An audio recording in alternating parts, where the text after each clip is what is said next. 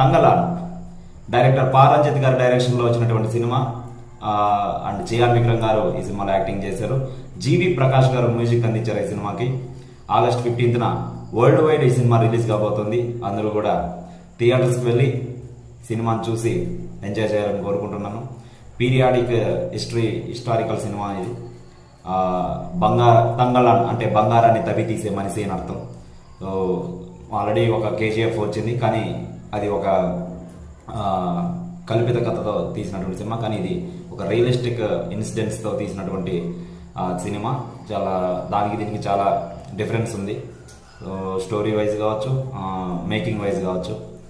కాబట్టి అందరూ కూడా ఈ సినిమాని చూడాలని మనస్ఫూర్తిగా కోరుకుంటున్నారు. డైరెక్టర్ పారంజిత్ గారు చాలా అద్భుతంగా దీన్ని తెరకెక్కించారు.